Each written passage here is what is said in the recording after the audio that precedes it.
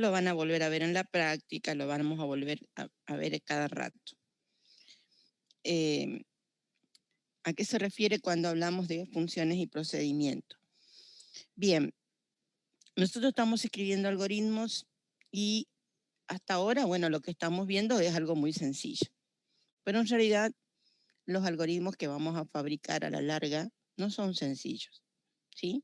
Sino que van a ser largos, van a ser complejos. Y una de las cosas que es muy importante en la programación es la legibilidad.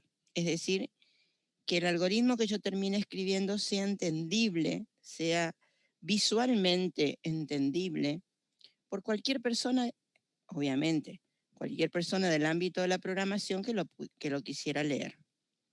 No quiero que sea legible para cualquier ser humano, sino obviamente para la gente que está trabajando en programación, de que lo pueda tomar, lo pueda modificar, lo pueda optimizar, le pueda efectuar cambios, porque cuando uno escribe un algoritmo para un usuario, normalmente va a escribir varios borradores, hasta que llega al diseño final, digamos, de ese algoritmo, va a pasar tiempo, ¿sí? Y a veces durante ese tiempo no necesariamente es el mismo programador que comenzó a escribir el algoritmo el que lo termina. Sobre todo si este algoritmo si el proceso que tengo que hacer es muy complejo y dependiendo también en dónde estoy trabajando, si estoy en un centro de cómputo o estoy en forma independiente. Para poder ayudar a esta comprensión de un algoritmo escrito, es que además de ser ordenados, de usar sangrías, de tratar de nombrar a las variables, a los datos, de acuerdo a lo que representan. Es decir, hay un montón de criterios que uno tiene que tener a la hora de programar. Pero una de las cosas que aparece más fuertemente es la idea de segmentar. Es decir, de dividir este problema complejo en pequeños problemas más simples, de manera tal de poder, si fuera tan grandemente complejo, esta división podría permitirme a que sea resuelto por un trabajo en equipo. Aunque ese equipo sean solamente dos, ya es suficiente para que sea equipo. Y tiene que haber, digamos, una gran empatía entre estas dos personas, una gran comprensión como para que yo pueda tomar lo que hace la otra persona y completarlo, y viceversa, la otra persona pueda tomar lo que yo hago y terminar la definición. Entonces, esta división en pequeños problemas se tiene que ver reflejada en el algoritmo que estamos escribiendo. Y no puedo dejar de ser algoritmo lo que escriba, aunque sea pequeño. Así que lo que vamos a entrar a ver es que yo puedo escribir subacciones o subalgoritmos. Estas subacciones o subalgoritmos tienen una escritura en particular dentro de los algoritmos. Tienen una escritura particular dentro de los lenguajes. Es decir, van a ver que hay lenguajes que les piden que primero escriban las funciones y procedimientos y después el algoritmo general. Hay otros lenguajes que le van a decir, usted escriba el tronco principal del problema y luego las subacciones, ¿sí? De cualquier manera, la idea es que esto está todo dentro del algoritmo, si es que lo escribimos nosotros. Pero también puede ocurrir de que por ahí este trozo de acción que nosotros escribamos sea tan importante como para guardarlo, ¿sí? Como una pequeña receta fuera de nuestro algoritmo, en una librería en particular, porque lo voy a utilizar no solo dentro de un algoritmo, sino dentro de varios algoritmos. ¿Mm? Tiene que ser muy importante lo que estamos haciendo como para que ocurra esto, ¿no? Pero no importa, está la posibilidad de que uno escriba estos subalgoritmos forma externa del algoritmo principal, lo guarde en una librería del usuario y entonces cualquier otro usuario que necesite algo parecido podrá invocarlo, podrá usarlo desde otro algoritmo. Esto implica de que seamos muy estrictos con la escritura de estos subalgoritmos. Y entonces vamos a ver que hay bien definido esto que le estoy diciendo es lo mismo que está escrito ahí, así que lo voy a pasar rápidamente. Hay dos formas de escribir esto. O sea, cuando voy a seleccionar un trozo de algoritmo, cuando voy a escribir un trozo de algoritmo, si lo voy a escribir ya sea como algo que va a estar dentro de mi algoritmo o por fuera del mismo, pero lo que estoy queriendo hacer es algún tipo de cálculo matemático que me va a implicar un único resultado, lo voy a escribir como una función. Por lo tanto, si yo tuviera que definir qué es una función es una subacción, es un subalgoritmo que va a recibir datos de entrada, ¿sí? Pero solamente va a procesar los mismos y emitir un único resultado.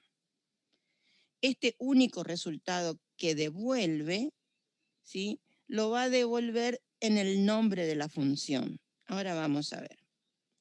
Y este nivel de funciones, encima, es decir, hablando de funciones, me voy a encontrar con estas dos cosas que había dicho. Es decir, hay funciones que ya vienen predefinidas en el lenguaje, que se llaman funciones internas. Si quieren llamarlas predefinidas también está bien, ¿sí? Son intrínsecas, o sea, están dentro del algoritmo, forman parte más que del algoritmo, del lenguaje que vayan a elegir, ¿sí? Están dentro de una librería que cuando yo descargo un lenguaje de programación, vienen dentro de esa librería. El lenguaje trae muchas librerías, pero la librería básica, ¿sí? En esa librería básica están estas funciones predefinidas. Y por otro lado, yo puedo escribir funciones nuevas, les puedo enseñar al lenguaje, a la máquina, una nueva forma de cálculo, y se llaman funciones externas, ¿sí? Y estas van a estar en otra librería o directamente dentro del algoritmo. Cuando el algoritmo invoca esta función, que ya sea externa o interna, cualquiera de las dos, le va a pasar ciertos datos a la función. Estos datos van a ir entre paréntesis porque son los argumentos de esta función, y estos argumentos me van a permitir el cálculo de lo que la función representa y me va a devolver en el nombre de la función el resultado.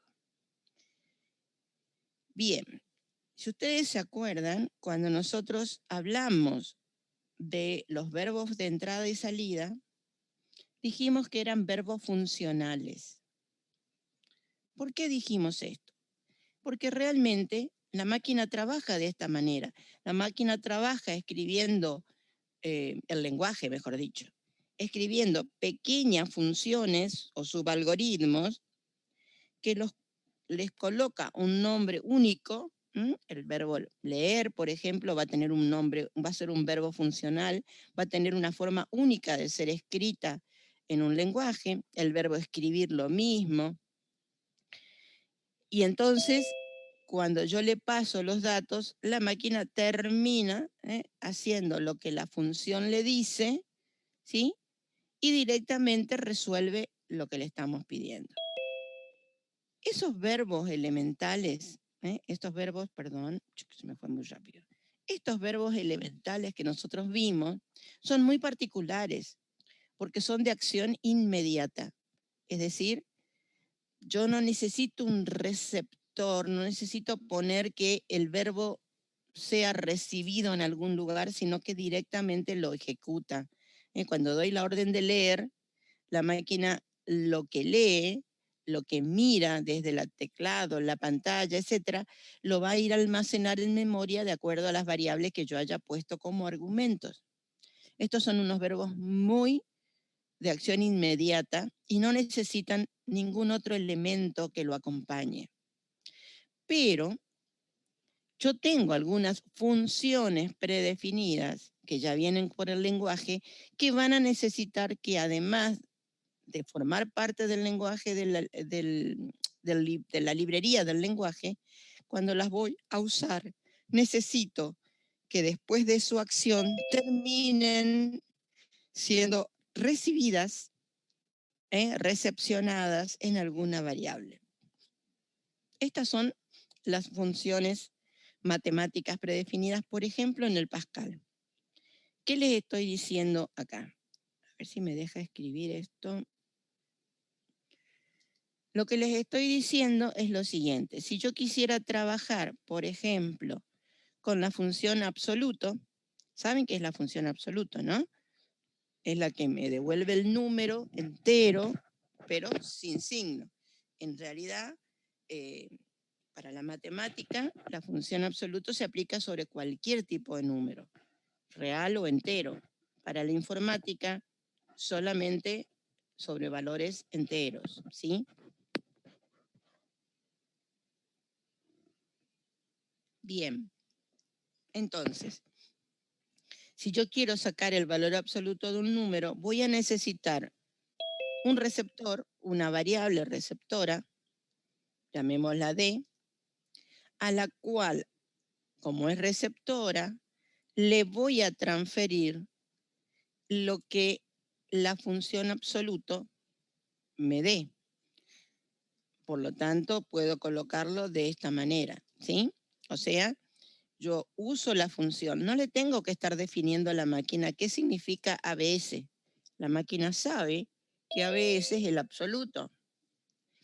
X es otra variable donde yo tengo almacenado un número, ¿sí? Un número entero.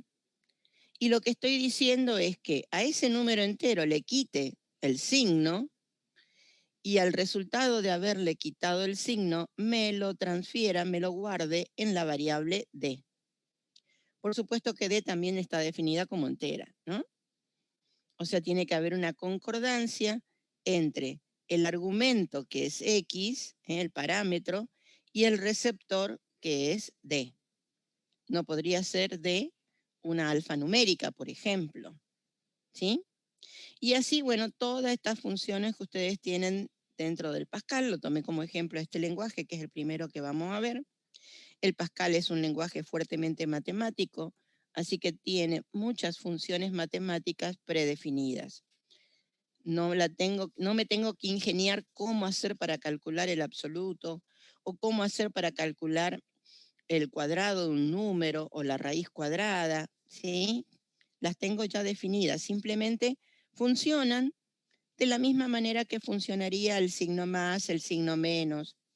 A ver, si yo matemáticamente quisiera hacer x elevado al cuadrado,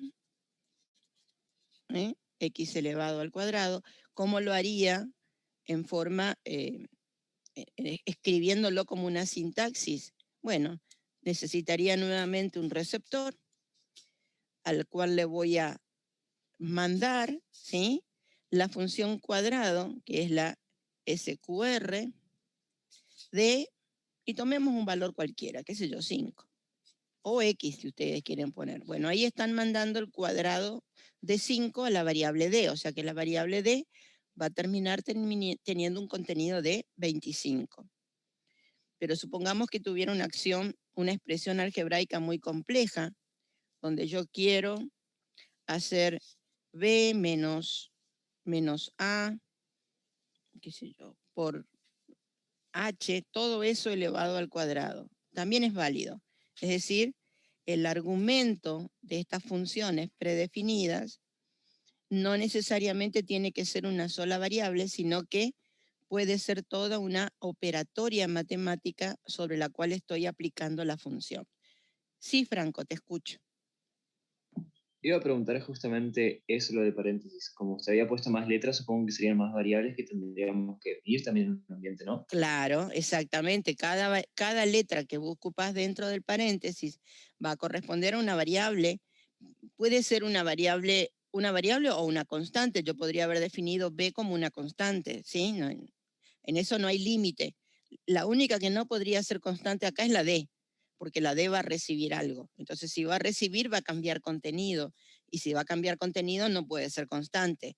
Pero dentro de lo que vos pones del paréntesis, que vas a tener, podrías llegar a tener además constantes escritas. O sea, yo en vez de poner la A, podría haber puesto un 7. También es válido. O sea, pueden venir variables, pueden venir constantes escritas, pueden venir constantes con nombres, ¿sí? Y puede ser tan largo como vos quieras la expresión, ¿sí? ¿Hay alguien más que levantó la mano ahí? Perdón, ¿quién era? Vi a alguien más que levantó, pero no me quedó. Sí, Abran el micrófono y pregunten. ¿se habrá arrepentido nomás, profe? Se habrá arrepentido. Bueno. Estas son las funciones predefinidas del Pascal, pero bueno, todos los lenguajes tienen funciones predefinidas. Lo que cambia es la cantidad, ¿sí? Hay lenguajes que tienen muchas, como es el Pascal, y otros que tienen menos, porque en realidad las funciones predefinidas tienen mucho que ver con la matemática. Y hay lenguajes que no tienen tanto poderío matemático. Así que bueno, esto lo tienen. Fíjense la operatoria que tengo acá, la ODD, que me devuelve verdadero si X es impar o falso si es par. ¿Qué pasaría? Perdón, se me fue la maquinita. Se me fue el dedo. Quise poner el de anotar y se me fue a otro lado. ¿Qué pasaría si, por ejemplo, yo no tengo la función ODD? Es decir, yo puedo hacer que D reciba o puedo preguntar también, por ejemplo, si o de 5. Entonces, escribir es, perdón, con mi paréntesis, es impar. ¿Por qué puedo escribir esto? Porque la función ODD, lo que hace es devolverme verdadero si lo que le estoy poniendo es impar, o falso si lo que estoy poniendo es par. Entonces yo podría usarla directamente sin recepción en una pregunta. Por ser una variable booleana, puedo directamente hacer la pregunta, ¿sí? Es decir, puedo tener un receptor si la voy a usar para guardar, almacenar el valor, o la puedo usar directamente como un condicional dentro de la pregunta. Y si no tuviera esto en el lenguaje, ¿cómo hacemos? Bueno, descubrir si algo es par o no, saben que lo que podríamos haber hecho es si, paréntesis, 5, mod 2 igual a 0, o perdón, si estoy buscando el impar, Igual a 1. distinto de 0. Sí, distinto de 0 suficiente, ¿sí? Y en este caso igual a 1 sería perfecto igual, ¿sí? Pero ven que ya tuve que escribir mucho más, o sea, tuve que utilizar una función matemática como es mod, tuve que usar la pregunta con el distinto, ¿sí? La resolución de esto, ¿sí? Hace de que si yo escribo de esta manera, para la máquina es exactamente que si yo hubiera escrito de esta forma, siempre y cuando, perdón, me aparece una flechita que no quiero, siempre y cuando lo que yo tenga la posibilidad de escribir esta función dentro del lenguaje, pero sería exactamente lo mismo. ¿A qué les quiero decir esto? Que si bien el Pascal tiene muchas funciones predefinidas matemáticas, si en un lenguaje no las tuviera, tengo la manera por ahí de ingeniármelas y de hacerlas de otra forma, ¿no? La única ventaja es que si ya están escritas, si ya están definidas, es más rápido para ser usadas, nada más. En tiempos de ejecución, a la máquina, en este caso le da exactamente lo mismo, porque el tiempo que yo tardo en que la máquina ejecute la operatoria mod y haga la pregunta con el distinto a 0, es el mismo tiempo que tarda en ir a buscar a su librería el verbo ODD para poder calcularlo. Por lo tanto, acá, haga como haga, cualquiera de las dos formas, en tiempo de ejecución son casi idénticas. ¿Sí? Va a depender mucho de la velocidad de mi máquina, pero no tanto de lo que yo he escrito. Entonces da lo mismo haber utilizado el verbo funcional o haber utilizado, la función predefinida o haber utilizado el verbo mod. Esto es para que vean que a veces las funciones en sí, ya como vienen predefinidas, no, las podemos evitar si queremos. O sea, no tengo por qué dominar todas las funciones predefinidas de cada uno de los lenguajes que voy a usar. Algunos sí, pues ya se me hacen costumbre usarlas, ¿sí? Pero si no, siempre hay alguna otra manera de hacerlo. Bien. ¿Cómo es la sintaxis? ¿Cómo se escribe una función? Si yo no quiero usar las predefinidas, pero sí quiero crear una propia función, entonces debemos respetar una cierta escritura. Esa cierta escritura se denomina sintaxis, ¿sí? La sintaxis implica de que yo voy a poner la palabra función, le voy a dar un nombre a la función, ese nombre va a ser un nombre único, porque acuérdense que la idea es que en lo posible yo voy a usar ese nombre para varios algoritmos o para el mismo algoritmo, pero varias veces. Entonces, este nombre de la función tiene que ser un nombre único que identifique perfectamente a lo que nosotros queremos escribir como subalgoritmo. Le vamos a dar entre paréntesis la lista de parámetros o argumentos. Estos son de entrada, es decir, son los parámetros que recibe la función. Son parámetros de entrada. ¿Por qué? Y porque la salida va a estar en el nombre de la función directamente. Vamos a poner 2 puntos y vamos a decir qué tipo. ¿Qué tipo de qué? ¿Qué tiene que ver esta palabra tipo? Es el tipo que tiene de dato el nombre de la función. ¿Sí? Acá estamos diciendo, si nosotros pusimos que la función se llama Pepe, estamos diciendo qué tipo de dato es Pepe.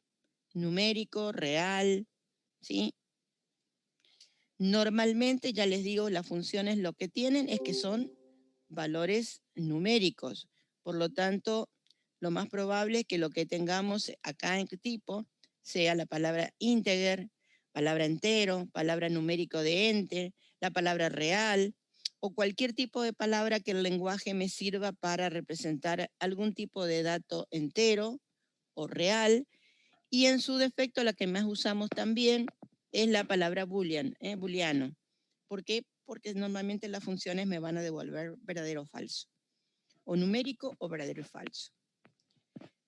Puedo tener dentro de la función, esto es como un pequeño subalgoritmo, es como que ustedes hubieran escrito la palabra acción, el nombre, y acá tengo el fin de la acción. Nada más que como es una subacción, en vez de poner la palabra acción, ponemos la palabra función. Puedo tener variables propias que sean de esta subacción, son los que se denominan variables locales, ¿sí? Propias de la subacción, y luego todo lo que es la acción en sí. En algún lugar, dentro de lo que es la acción, de la subacción, va a haber en algún momento el mismo nombre de la función que recibe un resultado. ¿Sí? Vamos a verlo con un ejemplo para que lo entiendan. Quiero apretar otra cosa y se me va. Vamos a verlo con un ejemplo para que les sea más fácil. ¿Sí? Bien. Ahí tenemos, por ejemplo. Miren, lo que está escrito en rojo es una función que se ha definido dentro de este algoritmo. ¿Está? Esta función se llama hace buen día. ¿Cómo se llama hace buen día? Pero la pucha.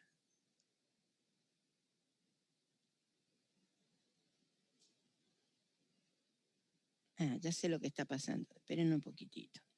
Como quiero escribir, necesito que no esté en ejecución, sino que esté así. Porque si no, no me deja escribir.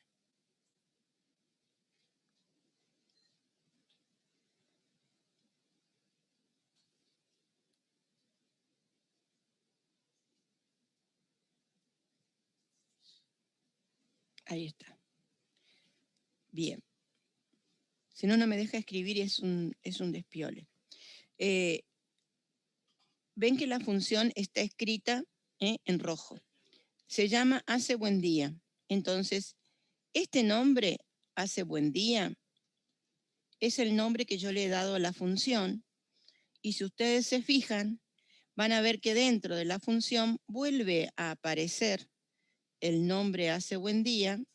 Ay, mi mouse hoy está loco.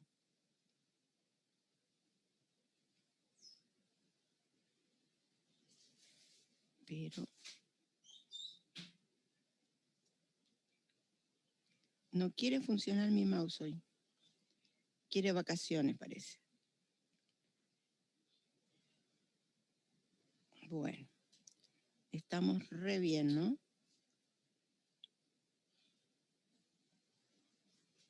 No hay caso. Bueno, vamos a volver a la otra forma y me tendré que arremangar con la escritura. ¿Qué le vamos a hacer? No, esta no era. Shh.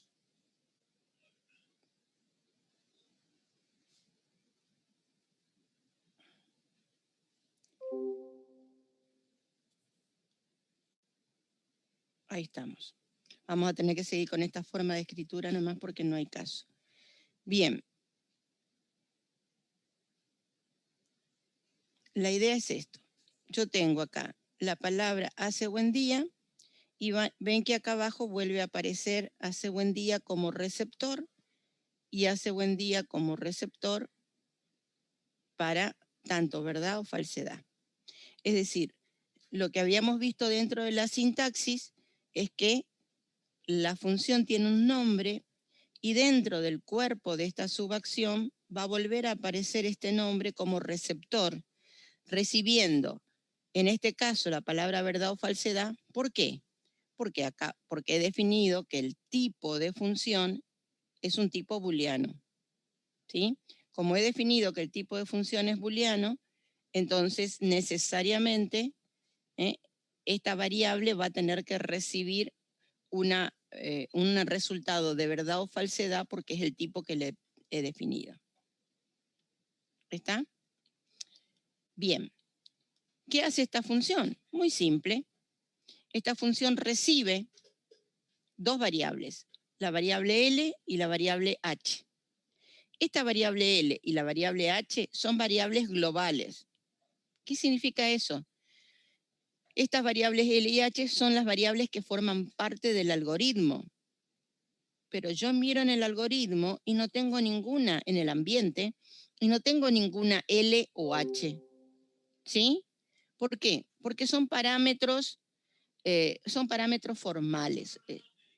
Es decir, son parámetros que están representando a contenidos que van a ser pasados por el algoritmo y que, como esta función la podría usar en cualquier otro algoritmo, le pongo un nombre estándar. ¿Sí? Ahora, cuando yo invoco a la función, fíjense acá abajo, vamos a tener a la función dentro de lo que es el cuerpo del programa.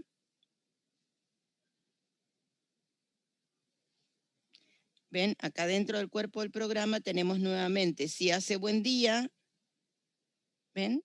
Y entre paréntesis le estamos pasando la palabra llueve y la palabra hace viento.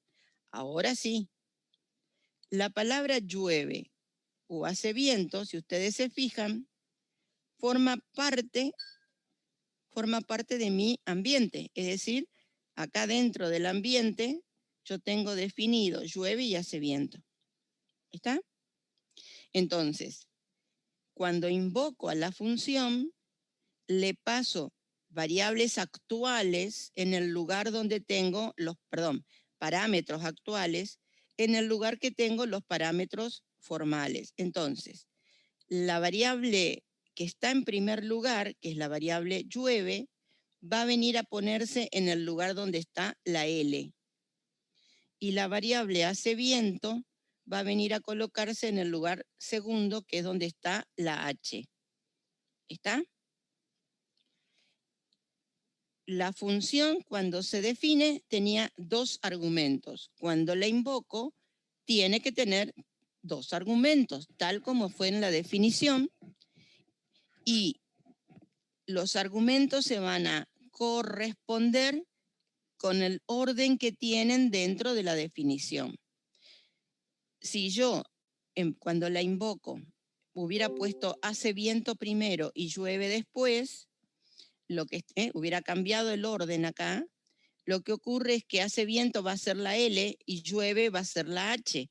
Y entonces, cuando dentro de la subacción yo pregunto si L es igual a N, o sea, lo que estoy preguntando realmente es si no llovió, pero en este caso, si yo hubiera cambiado, estaría preguntando si no hay viento. ¿Está? Si yo cambio de lugar, esto es una correspondencia entre, es como cuando ustedes hacen una función XY. Lo que va primero es la X, lo que va segundo es la Y. Bueno, tiene que haber una correspondencia con la invocación de la función. ¿Está? Obviamente, este tipo de función pareciera ser no muy interesante, pero es un ejemplo nada más para que ustedes lo vean, ¿sí? Cómo se definen funciones. Es muy común por ahí trabajar con funciones, ya les digo, que nos resuelvan algún cálculo numérico. La manera de escribirla es esta sintaxis. La palabra función, el nombre de la función, los argumentos, escribo todo hasta el fin y dentro del algoritmo lo que tengo que hacer es invocarla, llamar a la función con el nombre que tiene. Fíjense que está escrita la H con mayúscula, pongo la H con minúscula. Eso sí, mayúsculas y minúsculas no hay ningún problema. Pero sí tengo que tener en cuenta los parámetros, ¿sí? Si la función tiene dos parámetros, cuando la invoco tengo que tener dos. Cuando la defino, estos son los parámetros formales. Cuando lo invoco, son parámetros actuales, porque son los que están en ese momento. ¿Está? Cuando yo estoy invocando, estoy usando además variables globales, porque forman parte del algoritmo, ¿sí? Y podría tener, si lo necesitara, alguna variable definida dentro de la función y entonces tendría lo que se denominan variables locales. A ver, vamos a ver si entendieron eso. Profe, ¿variables Sí. formales y locales son similares? No. No. Variables formales son las que se te figuran a vos en la definición de la función. ¿Sí? Forman parte de la definición de acá, del encabezado de la función. Esas son las formales. ¿Está? Variables locales son aquellas variables que las tendrías definidas dentro de una pequeña subacción, ¿sí? Son propias de la función. En este caso no necesité, pero si hubiera necesitado acá dentro de función, podría haber definido una variable. ¿Qué sé yo? Suponete que quiero contar cuántas veces entras a esta función, por ejemplo. Entonces, bueno, podría poner un contador acá. Entonces lo defino. Algo que no lo necesito fuera de la función. ¿Sí? ¿Está? Y variables globales son las que forman parte de tu ambiente, de tu algoritmo. Y los parámetros actuales, sí, los parámetros actuales son variables globales. Ese sí. ¿Por qué? Porque son estos parámetros actuales que vos le estás dando cuando invocás a la función, se los estás dando con variables que existen en el ambiente. Entonces, los parámetros actuales siempre son variables globales. ¿Está? Pero los parámetros formales no tienen nada que ver, ¿sí? A lo sumo van a ser, no, ni siquiera locales, son parámetros, son argumentos que vos le estás dando a la función.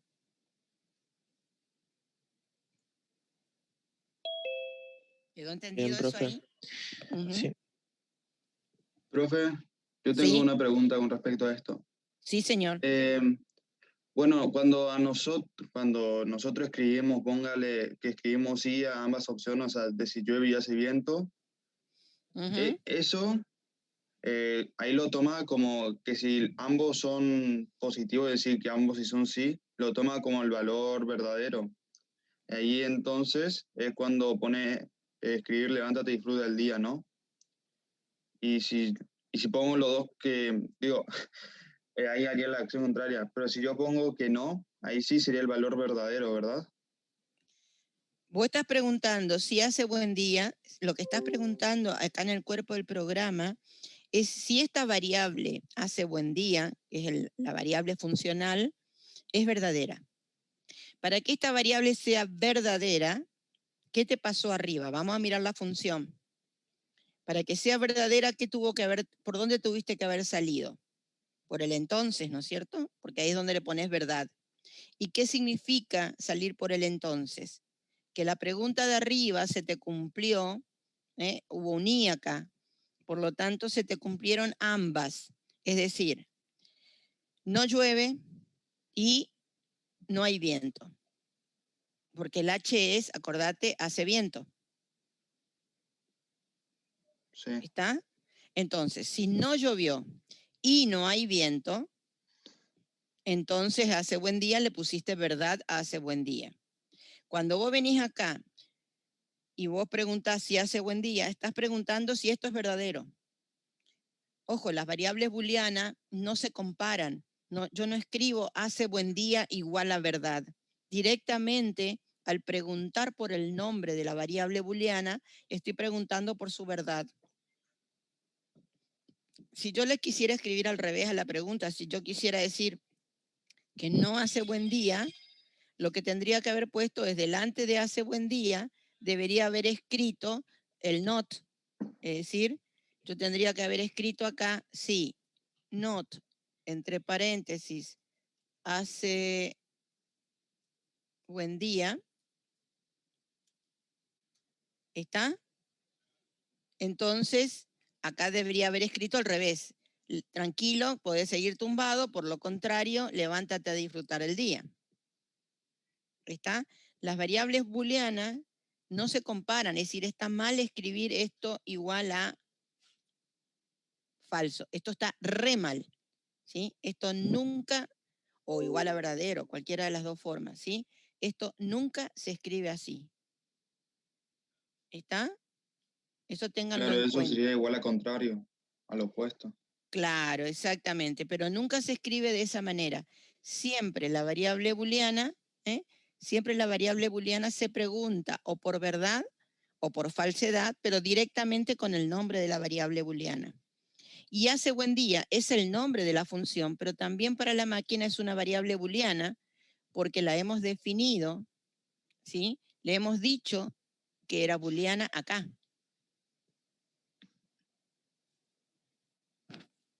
¿Está? Si yo no Sí, quisiera, sí, no sé si te no, quedó claro sí, la pregunta. está, o sea, que quedó claro, pero le quiero preguntar otra cosa.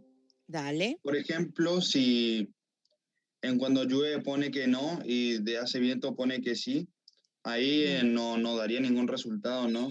Sería ¿Cómo error que no? directamente. No. Si vos me decís que llueve es no y hace viento es sí, ¿sí? Entonces cuando vos venís a preguntar acá, ¿está? Te va a decir que esto es falso, porque para que sea un i tienen que haberse cumplido las dos. O sea, tiene que tener una n las dos. O acá estás preguntando por contenido. Acá estás preguntando si la variable L, ¿qué es la L? L es llueve. Es decir, alguien, fíjate que antes de la función está esto.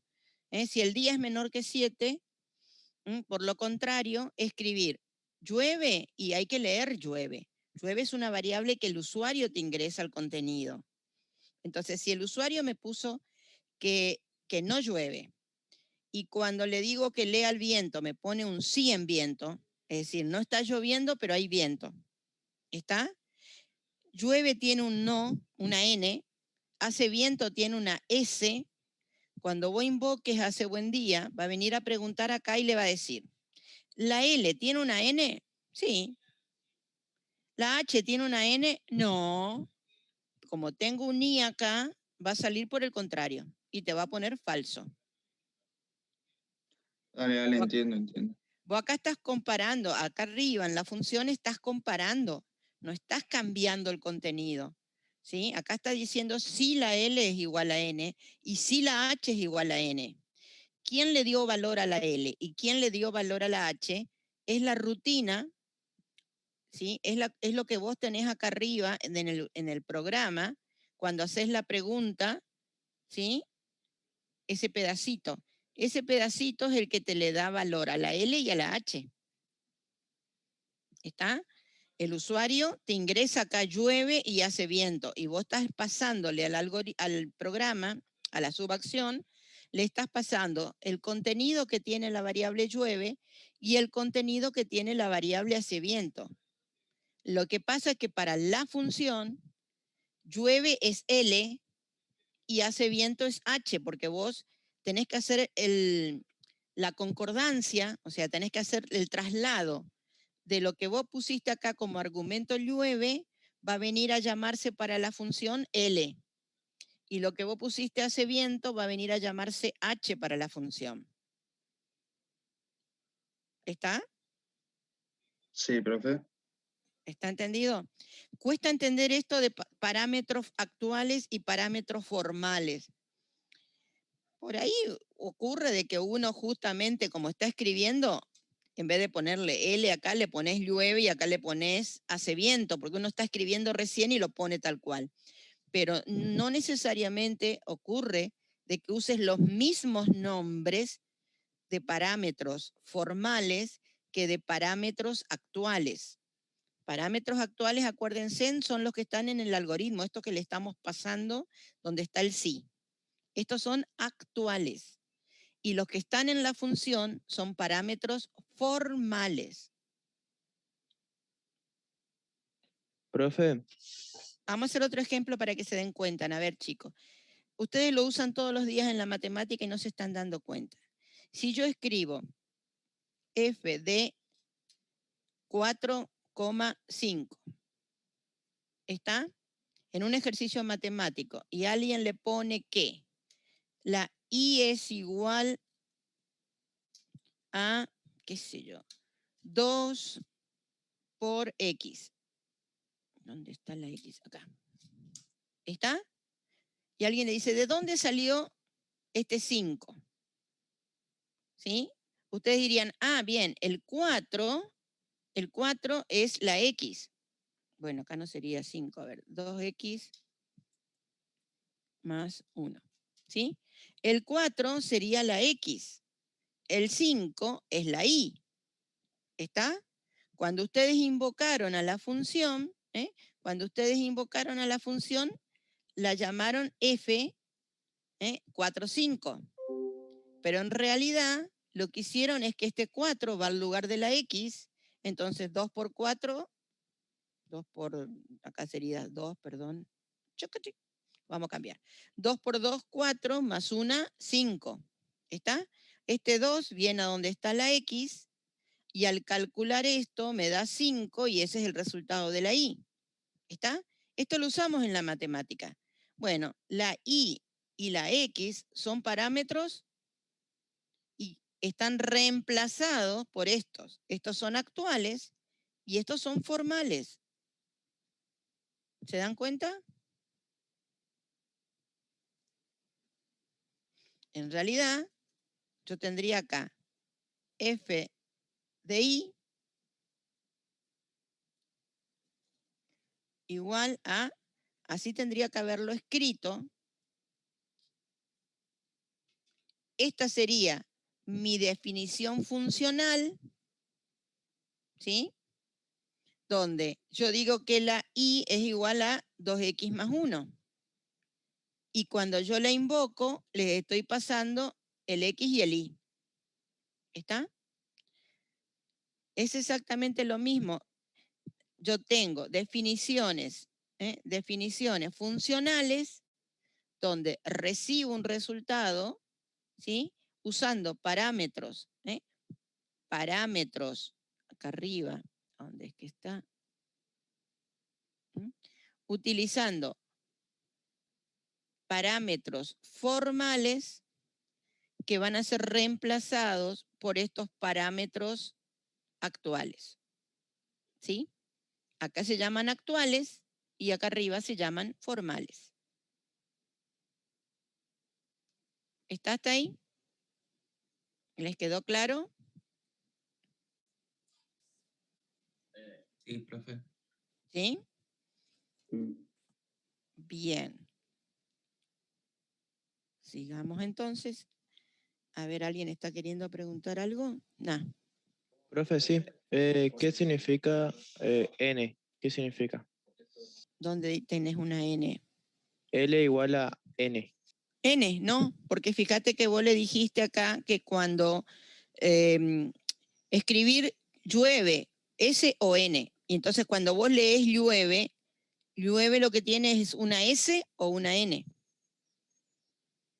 Entonces lo que, lo que estás preguntando acá es si la L tiene el contenido N, por eso está entre comillitas, y si la H tiene el contenido N, porque son las dos cosas que vos le pediste a la máquina que, perdón, al usuario que escriba, o escriba una S o escriba una N. Es contenido eso. Estás preguntando por el contenido de esa variable. ¿Sí? ¿Quedó claro? ¿Y char qué significa? Char es carácter. Char es carácter. Acá ya lo escribimos casi en Pascal. ¿Sí? Char es carácter. Es alfanumérico de 1. Es una mezcla acá de Pascal y de pseudocódigo. ¿Está? Bien. Sigamos porque no nos va a alcanzar el tiempo, si no. Si quedó claro eso, igual lo vamos a seguir viendo. ¿Sí? Entonces, esto es más o menos lo mismo que estuvimos hablando recién. Yo tengo parámetros actuales, reales o argumentos, y parámetros formales o ficticios que son los que van en la cabecera. Y lo otro que dijimos, el número de parámetros formales tiene que ser igual que los de los actuales. O sea, tengo que mantener la misma cantidad. Y ahí está explicado el cómo. ¿Sí? Que es lo que...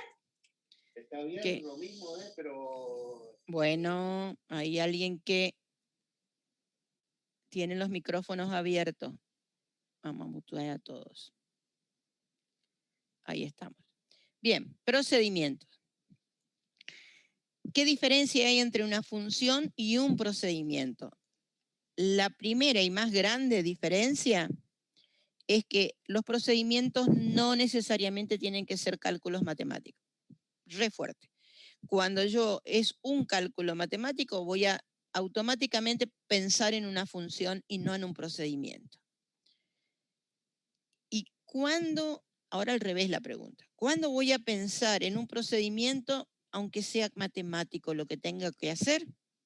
Cuando la cantidad de resultados que le tengo que sacar de esa subacción es más de 1, porque la función solamente me devuelve un resultado. Entonces, cuando yo voy a tener más de un resultado, o no voy a tener resultados, porque puede ser algo que se haga y que no me devuelva nada. Ojo que la nada para nosotros es importante. Si yo no tengo una retroalimentación, no tengo algo que me devuelva, es que tengo la nada. O que tengo más de un resultado, siempre entonces no me importa de qué sea la acción que tengo que escribir, va a ser un procedimiento. Es más, si yo dudo, voy a escribir un procedimiento. ¿Sí? Si tengo alguna duda de qué tengo que hacer, si funciona procedimiento, voy a procedimiento. Procedimiento es lo general. Por ejemplo, como ustedes dirán, ¿cómo es eso de la nada, profe? Bueno, hay algo que nos cuesta mucho a todos los programadores, que es, la odiamos, en realidad la odiamos, es la impresora. La impresora siempre es nuestro cuello de botella de todo algoritmo, porque se atranca, porque es más lenta, porque uno le da la orden y por ahí no nos responde, ¿sí? Entonces, normalmente todo aquello que tengamos que sacar impreso en papel, que encima lo tenemos que decorar, porque no le podemos sacar en bruto, sino que hay que ponerlo en columnas para que el usuario lo entienda, tiene que estar decorado, tiene que tener colorcito, sí, porque la impresora a color, o sea, es lo que lo va a leer el usuario normalmente, lo va a guardar, lo va a almacenar ese papel. Entonces, siempre hay que hacerlo con mucho detalle a lo impreso, con lo cual lleva más tiempo. Entonces, normalmente lo definimos como un procedimiento, decimos en el algoritmo, mientras que estamos escribiendo, decimos, bueno, acá va a imprimir, qué sé yo, imprimir la factura. Y no pierdo tiempo ahora. Sigo con el desarrollo de mi algoritmo y cuando ya terminé de hacer todo, digo, bueno, ahora me voy a poner a hacer qué significa imprimir la factura.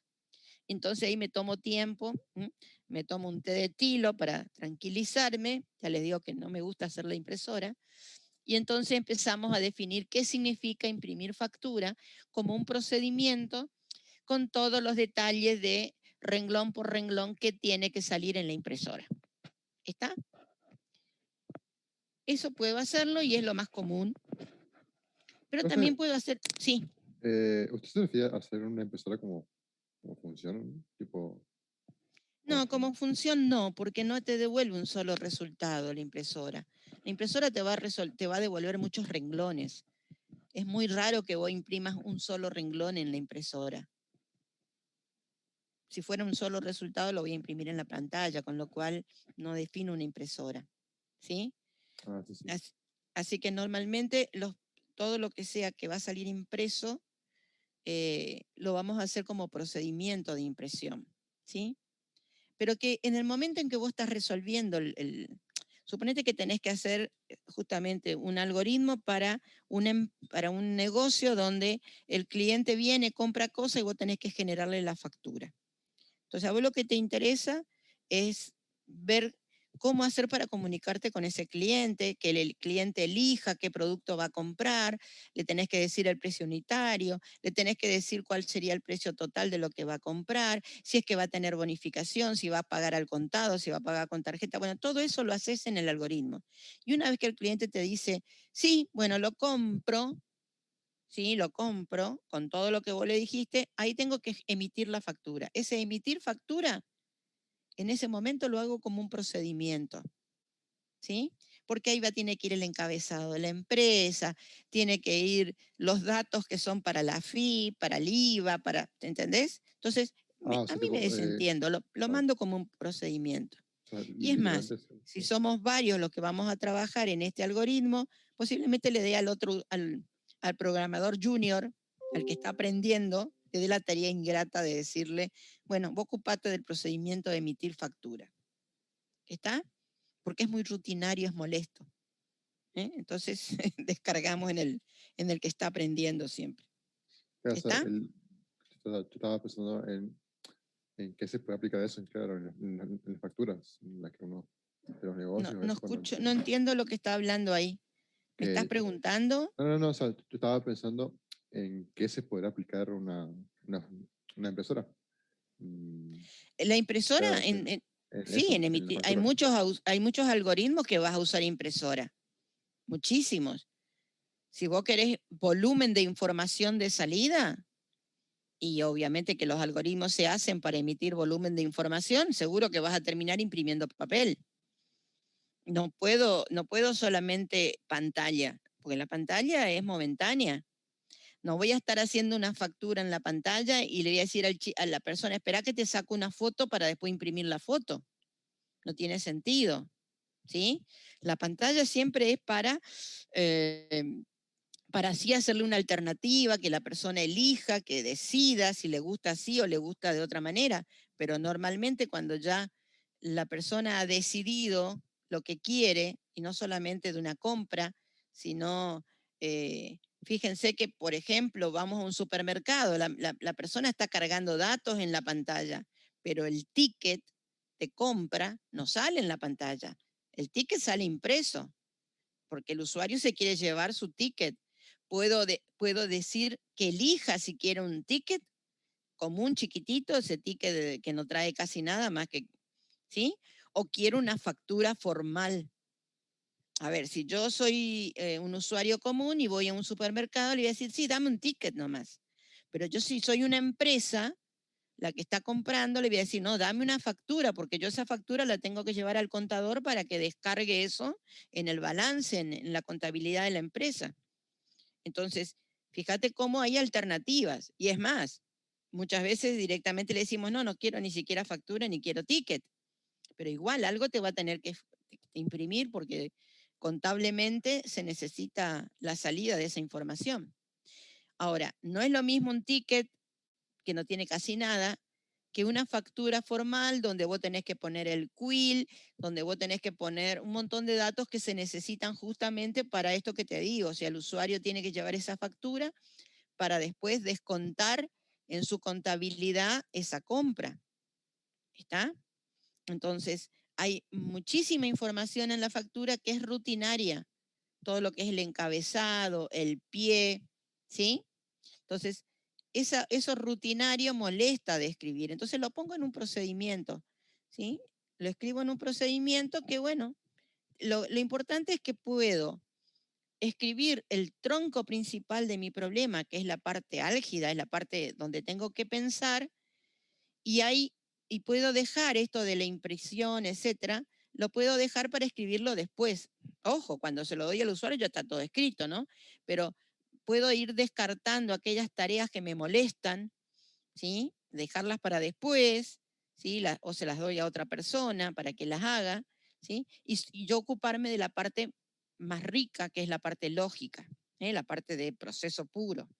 Profe, ¿Está? le pregunto, o sea, aparte de la información, el diseño también, el diseño de cómo es la boleta por factura, ¿también se hace por algoritmos o ya hay como Todo se hace por algoritmo. La máquina no sabe nada. Claro, o sea, no es que hay como una plantilla que se pueda usar?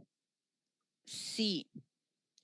A ver, se pueden ocupar facturas preimpresas, o sea, donde te viene ya el encabezado y todo. El problema con ese tipo de papeles, que primero son más caros, ¿sí? No es lo mismo comprar una resma de papel A4 que comprar resmas de papel de formularios preimpresos. Y la otra es que siempre el problema con las impresoras es que, no sé por qué, pero siempre tienen algún drama para que exactamente coincida el formulario preimpreso que vos le pusiste con lo que vos estás imprimiendo. Entonces por ahí se mueve y entonces te sale mal.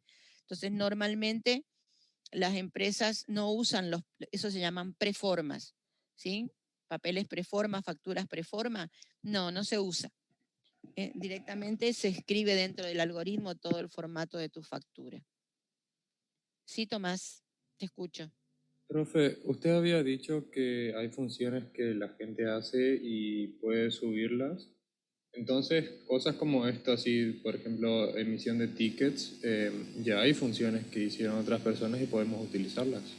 Sí, si estás en un centro de cómputo grande o si tenés un sistema muy grande donde siempre estás usando el mismo formato de impresión, de factura o formulario, etcétera, lo más probable es que haya habido algún programador que ya escribió ahora se llama, esto normalmente lo van a ver como macro, ¿sí? Ya tiene escrito esto y entonces lo podés invocar y no usarlo, no tener que definirlo dentro de tu algoritmo. Sí se puede. Eso forma, a ver, las funciones que están predefinidas de un lenguaje forman parte de una librería que es la común, la librería común. Estas otras funciones o procedimientos que escribe el usuario van a parar a otro tipo de librería que se llama librería del usuario. Entonces, cuando vos ejecutás el programa, cuando vos bajás ese lenguaje, tenés que acordarte de bajar todas las librerías propias del lenguaje, que son las lib, para darles un ejemplo, y las librerías del usuario, que son las librerías que fuiste escribiendo, que fueron escribiendo las personas dentro de tu sistema. Sí, se puede invocar directamente.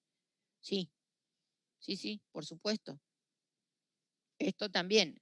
Lo que pasa es que al principio vos vas a escribir procedimientos dentro de tu algoritmo. Cuando ese procedimiento pueda ser reutilizado por varios algoritmos distintos, el ingeniero o el analista va a decir, mira, este procedimiento vamos a escribirlo como una macro, lo saco de tu algoritmo, vos simplemente invocalo y entonces va a formar parte de esta librería del usuario que yo te estaba diciendo. Todo es válido. Lo que pasa es que si el procedimiento es un procedimiento muy simple, que lo hiciste solamente para tu algoritmo, no tiene sentido guardarlo en una librería del usuario. ¿Por qué? Y porque si mi máquina tiene que invocar a una librería del usuario, va a tardar más que si directamente lo tiene dentro del algoritmo. Las librerías del usuario implican más tiempo. No es lo mismo que la librería de las funciones predefinidas, porque esas están automáticamente cargadas en memoria cuando vos ejecutás el lenguaje. ¿Está? Estas librerías son extras. Los extras llevan más tiempo porque no es tan automático. A ver cómo te puedo hacer la diferencia. Vos podés estar leyendo un libro que lo tenés en tu escritorio, entonces en un momento dado lo dejás a un costado, seguís trabajando y si necesitas mirar algo vas y abrís el libro y ya está. Ese es automático, ¿no es cierto? Lo tenés ahí al libro. Por otro lado, podés tener el libro en una estantería, porque no lo usás tanto. Entonces, por ahí decís, bueno, pero ahora tendría que ir a buscar esto en ese libro. Entonces te tenés que levantar a ir a la estantería a buscar el libro. Esas son las librerías del usuario. En cambio, las de funciones predefinidas sería el libro que lo tenés ahí al costado de tu máquina. Para que entiendas la diferencia. ¿Te queda claro ahí? Sí, se entiende, profe. Gracias. ¿Sí? Entonces, hay librerías que son automáticas, ya vienen con el lenguaje, esas son las predefinidas. Y también tengo otras librerías que son donde el usuario va guardando cosas. Esas implican más tiempo, tarda más. Entonces, es válido hacer un procedimiento que vaya a una librería del usuario si es que ese procedimiento va a ser invocado por muchísimos algoritmos. Pero si solamente lo va a usar un algoritmo, no, lo escribo dentro de mis mismos algoritmos. Pero igual es una ventaja, porque ya les digo, puedo ir separando aquellos procedimientos o aquellas partes del problema que por ahí no son tan importantes en el momento de la solución, ¿sí? Las defino después, cuando estoy más tranquila, y me aboco, me dedico a lo que es el tronco principal, o sea, el cómo resolver el problema. Supongamos, yo les digo, bueno, esto de que hablábamos recién, yo tengo muchas acciones que tengo que consultar al usuario cuando un usuario va a comprar algo, ¿sí? Tengo que hacer que decida qué tipo de producto, qué marca, si lo va a pagar al contado, si lo va a pagar en crédito, son todas decisiones que el usuario tiene que tomar. Y hasta que él no decide, no me interesa la factura. Por lo tanto, la factura es un procedimiento que lo hago al final. Lo importante es lograr que este usuario me compre algo. Entonces, yo me dedico a eso en el algoritmo, a darle todas las opciones para la compra, a darle todas las opciones para el pago, para que él decida. Y la forma de la factura, que es algo exacto, igual siempre lo que va a cambiar es que le pongo en el renglón de que compró, pero la factura tiene una forma que siempre es la misma, ¿sí? Entonces eso me lo dejo para después, hago después el procedimiento. Y así con muchísimas otras subacciones que por ahí son molestas al momento de cuando yo estoy escribiendo el algoritmo y entonces las voy dejando, ¿sí? Y después las voy a usar, después las defino, ¿está? El usar procedimientos primero me lo hace, ya le dije recién, más legible a mi algoritmo porque voy a tener como pequeñas casillitas de dónde va cada cosa. El hecho de que, si yo tengo que hacer muchas facturas dentro de un mismo algoritmo, porque tengo que hacerle la factura para que la persona se lleve, una factura para que me quede a mí como copia, etc. Tengo que hacer muchas veces, bueno, como lo tengo definido en un solo lugar, lo voy a invocar, ¿sí? No tengo que escribirlo 2 o 3 veces. Ya le digo, puedo segmentar los trabajos. O sea, a mí no me gusta manejar impresora, bueno, esto que es de imprimir, se lo doy a Juan Pérez y yo me ocupo del algoritmo principal. Y después, por supuesto, Juan Pérez me tiene que dar el procedimiento escrito de cómo imprimir. ¿Está? Y además también lo puedo probar en forma separada. Con lo cual, si mi algoritmo es muy largo, muy complejo, me permite ir haciendo pruebas por partes. ¿Sí? Puedo probar solamente si funciona el procedimiento. Entonces yo sé que si el procedimiento funciona, bueno, ahora tengo que mirar si funciona el algoritmo. Pero ya me quité un pedacito de encima. ¿Está? Estas son las ventajas de trabajar con procedimientos. Bueno, fíjense, acá tienen un ejemplo. ¿Qué cambió? Lo que está en rojo es el procedimiento. ¿Qué cambió de cuando hoy definíamos funciones? Primero y principal, la palabra. Este dice procedimiento, el otro decía función. ¿Está? Eso es primero que nada. No, es muy común, pero muy común, que la función no tenga variables locales. Sin embargo, es casi seguro que el procedimiento sí las tiene. O sea, este aus que está definido acá es una variable local. No está definido en el algoritmo, está definida solamente para el procedimiento. Fuera del procedimiento no significa nada, no existe para el algoritmo. ¿Está? ¿Qué más tenemos? Bueno, seguimos teniendo los argumentos, ¿sí? Yo tengo, fíjense que cuando llamo al procedimiento se llama intercambio. Cuando yo lo invoco dentro de mi algoritmo, intercambio acá, le tengo que pasar nuevamente los parámetros, ¿sí? Estos dos parámetros actuales, entero 1 y entero 2, van a venir a pararse a los parámetros formales, que son PF1 y PF2, ¿sí? Que son numéricos de 2. Esa palabra var es para el Pascal, no se preocupen por ahora. Ustedes hagan de cuenta que no está, ¿sí? Acá yo lo que tengo es que la variable PF1 va a recibir entero 1, lo mismo que pasaba con la función, ¿sí? La primera que coloque va a venir a ponerse al lugar de la primera, la segunda al lugar de la segunda. ¿Está? Esto sigue siendo igual para todos, tanto para funciones como procedimientos.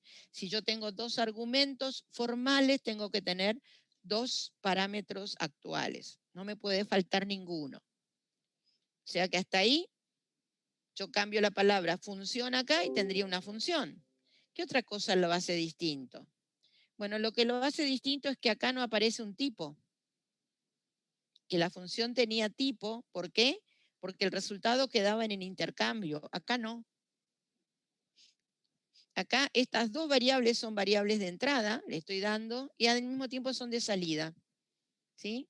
O sea, me va a devolver dentro de las mismas variables el resultado. Ya no tengo un resultado que me devuelve en intercambio. Intercambio no es un resultado. Intercambio es un procedimiento. Entonces, fíjense, esto es muy, muy tonto lo que hace este procedimiento, ¿no? Yo ingreso un valor en entero 1 e ingreso un valor en entero 2. Por ejemplo, ingresé un 2 en entero 1 y un 5 en entero 2. Y llamo al procedimiento de intercambio, que lo único que hace es el 2 mandarlo al 5 y el 5 mandarlo al 2. O sea, hace un trueque de valores. ¿Sí? Por eso necesito una variable auxiliar, porque si no, si yo a PF2 lo muevo a donde está PF1, perdería el contenido de PF1. Entonces lo que hago es reservar PF1 en una variable auxiliar, cambio PF2 a PF1 y en PF2 pongo lo que tengo en auxiliar. Entonces hago el trueque, ¿sí? El intercambio de valores. Nada más. Si nosotros ejecutáramos esto, inicialmente le pusimos dos valores a entero 1 y entero 2 y después me los va a escribir al revés. Lo que está en entero 1 pasó a entero 2, lo que está en entero 2 pasó a entero 1. ¿Está? Se dan cuenta que acá no hay un resultado de salida, sino que son dos resultados de salida. ¿Sí? Por eso tuvimos que definir un procedimiento y no una función. Pepa. La palabra intercambio sirve para cualquier lenguaje. La palabra intercambio es una palabra que nosotros creamos. O sea, no tiene nada que ver con que sea intercambio. No es un verbo que va a quedar automáticamente definido para todos los algoritmos. ¿Sí?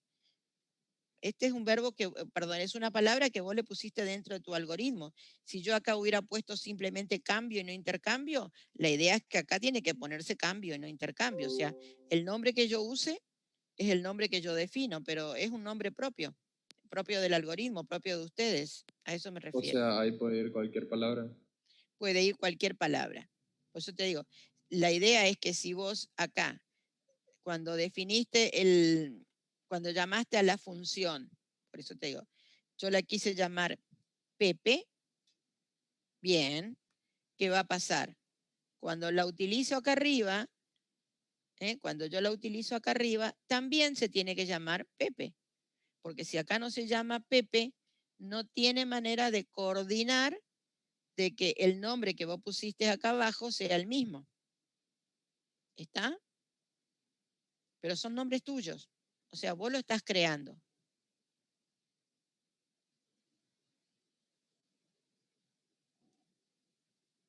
Hasta acá vamos. Esto es un algoritmo que ustedes escriben. Entonces, al nombre que le pongan al procedimiento, así como el nombre que le pusieron en la función, es de ustedes. Es de ustedes, no es de nadie más.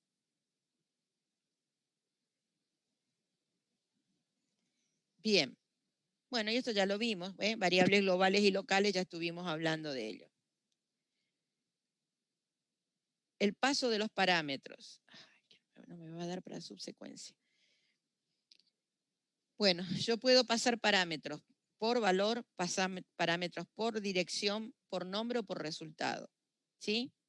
Esto lo vamos a volver a ver cuando veamos Pascal y cuando veamos C, porque es ahí donde se puede hacer bien la diferencia de cada uno. Así que simplemente se los menciono acá, no es, y está si ustedes quieren estudiarlo, pero no me importa en este momento. Lo que sí me importa en este momento es que sepan que existen funciones y procedimientos y que los tenemos que definir dentro de nuestro algoritmo. ¿Está? Para que si después lo queremos, lo pondremos estandarizar, pero si no, directamente quedan dentro de nuestro algoritmo. Bien. Lo otro que vamos a ver es que hasta ahora fuimos trabajando con todo esto, pero yo lo que necesito, acá la tengo que ejecutar dentro del coso, a ver si me da, es que yo ahora voy a trabajar más con los procesos que con esto que estuvimos viendo, ¿sí? A ver si me deja tomar.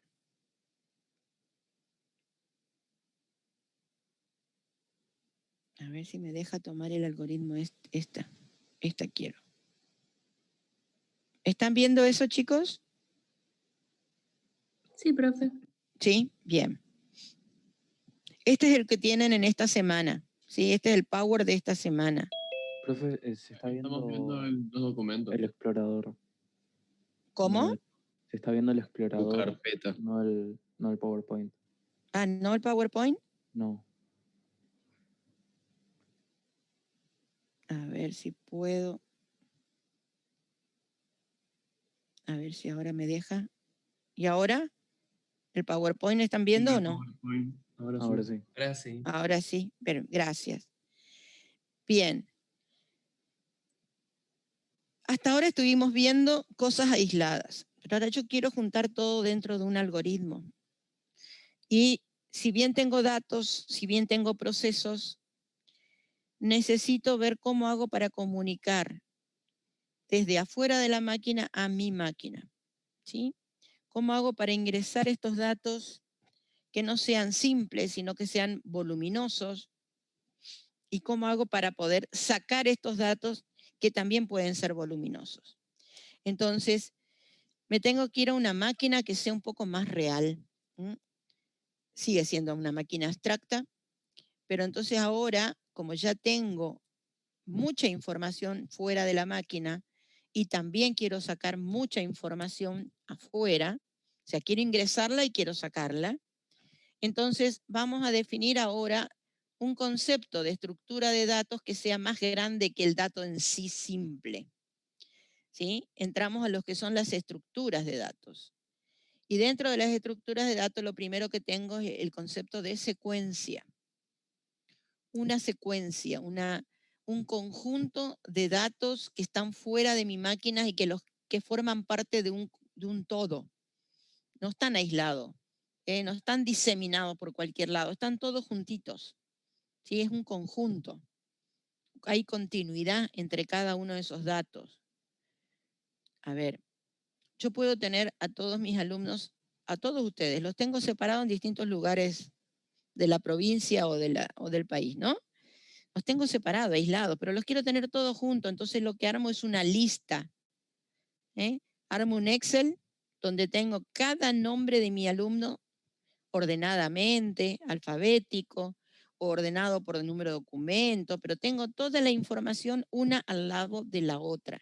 Hay una continuidad en estos datos, ¿sí? Eso es lo que nosotros hablamos de secuencia. No tengo salpicado por todos lados la información, sino que la tengo toda reunida en un mismo lugar. Y en donde en este lugar cada dato está uno a continuación del otro. Hay una continuidad entre los datos. Esta continuidad es física, es uno al lado del otro. ¿Sí? Entonces, ahí empezamos a definir una estructura de datos que se denomina secuencia. ¿Qué caracteriza a la secuencia? Primero y principal es que tiene que haber un primer elemento. Yo tengo que saber dónde comienza la secuencia. Siempre hay un primer elemento, siempre. ¿Sí? Yo puedo tener hasta secuencias vacías, pero siempre voy a tener algo que me diga que la secuencia comienza en ese lugar. Voy a tomar un ejemplo medio grosero, medio bruto, digamos. Yo tengo un libro. Entonces, en realidad, yo lo que voy a trabajar de ese libro, cuando yo leo un libro, leo una novela, ¿sí? Lo que estoy leyendo son hojas, las hojas del libro. Pero sin embargo, todo libro está encerrado entre una tapa y una contratapa. ¿Sí? La tapa y la contratapa son elementos de mi secuencia, forman parte, los agrupan. Si yo escribo un conjunto matemático, por ejemplo, los 10 dígitos, pues yo sé que tengo ese conjunto porque tengo una llave de apertura y una llave de cierre. Eso hace que los tenga todos juntitos. Bueno, esta es la idea. Hay siempre un primer objeto. Yo tengo que poder tomar esta secuencia. Este primer objeto lo distingo de los demás, ya sea porque es esto que dijimos hoy, tapa y contratapa, o paréntesis, llaves y cierre de llave, o sea, algo que hace que me lo distinga de los demás, porque yo a partir de él digo que comienza la secuencia. Entonces, esa existencia de primer elemento es básica, si no hay ese elemento no tengo secuencia. Hay una relación de continuidad entre un elemento y el siguiente, es lo que se denomina relación de sucesor o sucesión, ¿sí? Vamos a otro ejemplo. Supongamos que estuviéramos en una clase presencial, todos ustedes están sentados en el aula, uno detrás del otro en una columna, en una fila, o uno al lado del otro, cualquiera de las dos formas es válida, ¿sí?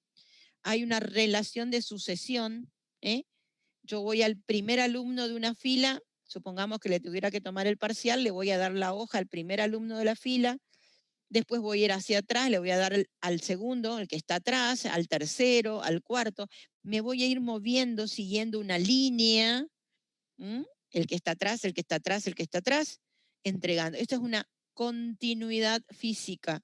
Esa relación de tengo un alumno y atrás tengo otro, es la relación de sucesión, ¿sí?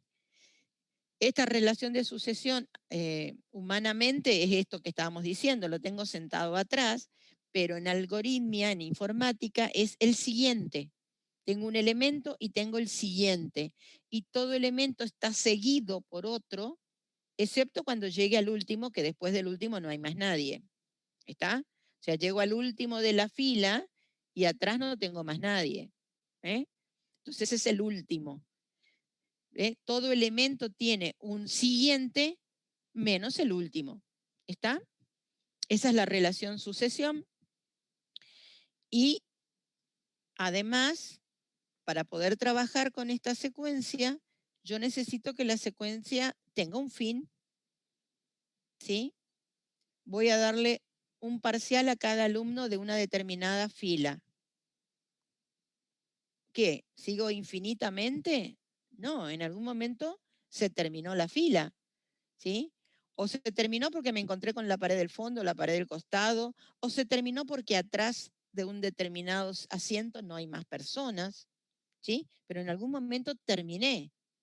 No puedo seguir infinito, atravesar paredes, aire, calle, etcétera, y seguir entregando un parcial a un alumno. No. Las secuencias son finitas, si no, no las podría tratar. ¿Sí? Y que sean finitas implica de que en algún momento se tiene que detener la acción. Por lo tanto, tengo un pequeño problemita, que es que a veces uno trabaja con secuencias infinitas o pseudo infinitas. Por ejemplo, yo quiero trabajar con el conjunto de los números naturales. A cada número natural lo voy a multiplicar por 2. ¿Cuándo termino? Nunca. Nunca, porque los números naturales son infinitos. Entonces, si yo quisiera hacer un algoritmo que a cada número natural lo multiplique por 2, tendría que decir, bueno, a cada número natural hasta llegar a, supongamos, 100. Entonces, la secuencia de los números naturales es infinita, pero yo no la puedo trabajar totalmente, sino que la voy a tener que acotar. Le voy a tener que poner lo que se denomina una marca de fin, un elemento que me marque que hasta ahí llegué nomás, no quiero más. ¿Sí? Cuando la secuencia de por sí es finita, no hay problema. Esto que hablamos recién de darle una hoja a cada alumno, porque por supuesto no tengo infinitos alumnos. En algún momento termino. Pero cuando estoy trabajando con secuencias infinitas, en algún momento tengo que poner la marca, le indicar que ahí se terminó. ¿Sí? Esa marca de fin o la característica de decir que ese es el último elemento de la secuencia, es justamente lo que me va a hacer que yo tenga secuencias que se manejan de distinta manera. No es lo mismo decir, voy a calcular el duplo de todos los números naturales de 0 hasta 100, o voy a calcular el duplo de todos los números naturales de 0 hasta los que sean menores que 100. En ambos aparece el 100 como mi tope. ¿Sí? En ambos aparece el 100. 100 es mi tope, mi marca de fin. Pero en uno, al 100 también lo voy a multiplicar por 2 y en otro no. ¿Sí? En uno, el 100 está incluido dentro de las acciones y en el otro estoy por hacer un racismo. ¿Sí? Estoy por hacer no, el 100 te discrimino. El 100 sigue siendo un número natural, pero no es menor que 100, ¿sí? O sea, les escribo el planteo para que se den cuenta. Esperen un poquitito. Lo que yo estoy diciendo, texto, es lo siguiente. Multiplicar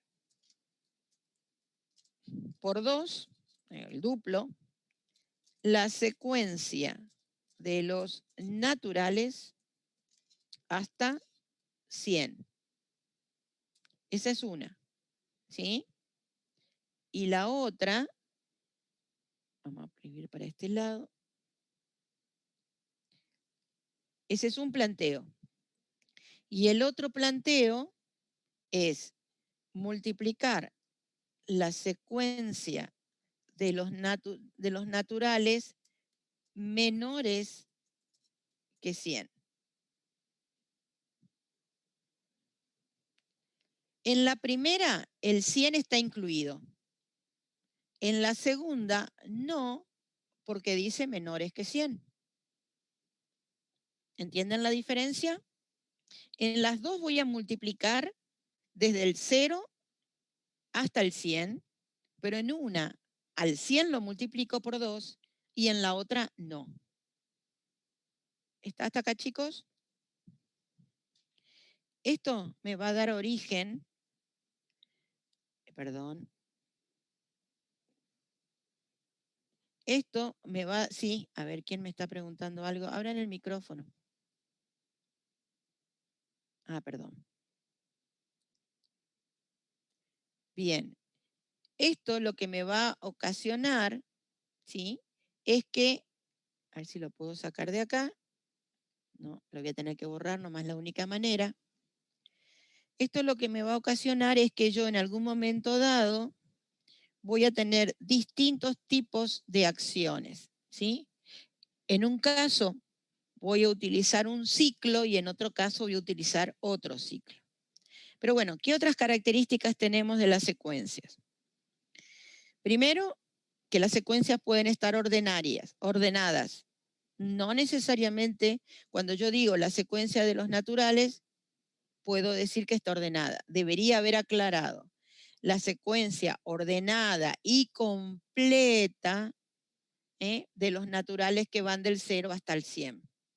Ahí tendría bien la definición y entonces ahí estoy segura que lo que estamos hablando es 0, 1, 2, 3, 4, 5 hasta 100. ¿Sí? El orden no es algo que sea automático, es complementario. O sea que si nosotros queremos hablar de una secuencia ordenada, tenemos que especificar qué es una secuencia ordenada. Si no está la palabra ordenada, no necesariamente está ordenada. ¿Sí? O sea, no es algo que se sobreentienda. ¿Sí? Cuando yo digo la secuencia de los naturales, ustedes piensan en una secuencia ordenada. Bueno, no, en informática yo tengo que decir la secuencia ordenada y completa de los naturales que van del 0 hasta el 100. ¿Está claro? Acá no se sobreentiende nada. Lo mismo el caso de completitud, ¿no? Yo puedo tenerla completa y desordenada, puedo tenerla ordenada y no completa, ¿sí? Se pueden dar todas las combinaciones, ¿sí? Por eso hay que aclararlo cuando estamos hablando de una secuencia. Y acá, ¿qué tipo de secuencias podemos tener? Bien, secuencias de números, secuencias de caracteres, secuencias de registros. ¿Qué es esto? No, todavía esto no vamos a ver. Registros no. Simplemente vamos a trabajar al principio con las secuencias de datos elementales, es decir, números o caracteres. Y ahora sí, ¿cómo las vamos a manejar estas secuencias? Bien, para manejarlas, ¿sí? Le digo, son las 9, ya están por ser 9:20. Yo tengo hasta 9:30. ¿Hasta las 9:30 tenemos con usted? Sí. Ah, bueno. Pero acá termino, rapidito termino. Cuando las voy a manejar, fíjense que me aparece exactamente lo mismo que me apareció cuando clasifiqué los tipos de cíclicas. Secuencias definidas, las voy a manejar con un ciclo manejado por el contador, tal cual como pasaba cuando definí los ciclos, o secuencias indefinidas, que no conozco la cantidad, y ahora acá voy a elegir entre puras e impuras. Puras son las que están manejadas por el ciclo post-test, impuras las que están manejadas por un ciclo pre-test. ¿Está? Bien. ¿Estamos hasta acá, chicos? Esto continúa en la próxima clase porque tenemos que empezar a ver. Si quieren pueden ir adelantando. Este es el Power que ustedes tienen en esta semana, así que lo pueden ir mirando de manera tal de avanzar para que en la próxima clase vayamos un poquito más rápido. ¿Está? Profe, ¿hay cuestionario esta semana? Esta semana, espera que me fijo. Hay una actividad obligatoria. Sí, hay un cuestionario. No, esta semana no, espera. Estoy mirando mal. 12 de abril. ¿Por qué no se va al 12 de abril?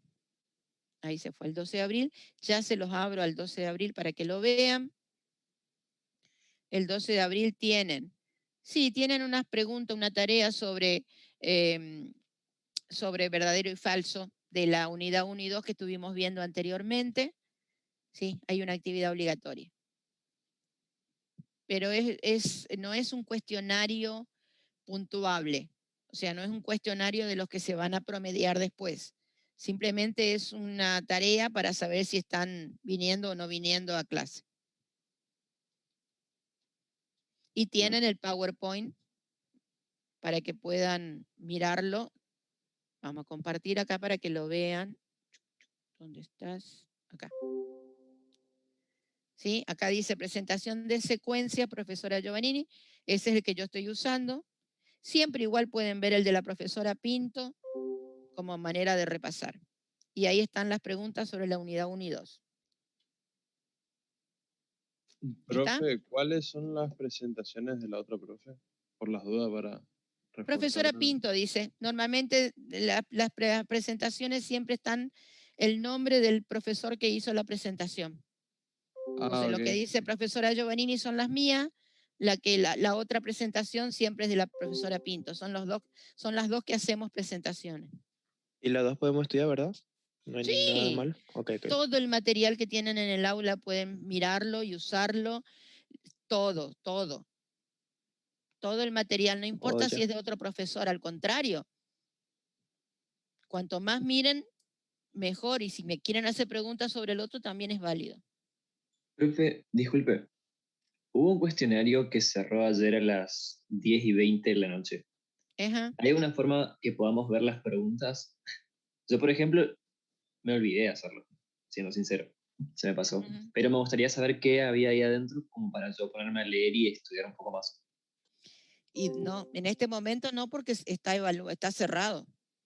La idea es que si ustedes quieren las preguntas del cuestionario, las preguntas de los cuestionarios, una vez que se terminó la hora, se cierran. Están una semana abiertos. Después se cierran y no. No, porque si yo lo vuelvo a abrir, se me van todas las notas. Ok, entiendo. Perfecto, gracias. No, de nada. Profe, pregunto, ¿puede ser que la semana, o sea, no el último cuestionario, sino el anterior, hubo uno, porque yo me acuerdo que hice, y después como que no estuvo y cambió el cuestionario, y lo tengo como que no lo hice, pero yo me acuerdo que lo hice el martes, y después lo miré el sábado y me decía que no estaba. Cuestionario 1, en la segunda semana de clase, el cuestionario 1 estaba mal. El cuestionario 1 era el cuestionario 2. Entonces, hay gente que lo llegó a hacer. En la clase de teoría yo les avisé, vuelvan a hacerlo, porque en realidad, cuando lo subió la profesora Pinto, se equivocó. Ese era el cuestionario 2 y puso el cuestionario 2 como 1 y el 1 como 2. Hizo una mezcla ahí. Por eso lo volvimos a... lo sacamos a ese que estaba mal. Si vos hiciste el cuestionario 1 en su momento, te habrás encontrado con que muchas de esas preguntas, si hiciste el cuestionario 2, estaban en el cuestionario 2. Pasa que son al azar, así que toma de un banco de preguntas al azar. No todos tienen las mismas preguntas. No todos los alumnos, perdón. Pero sí, eso fue un error al subirlo.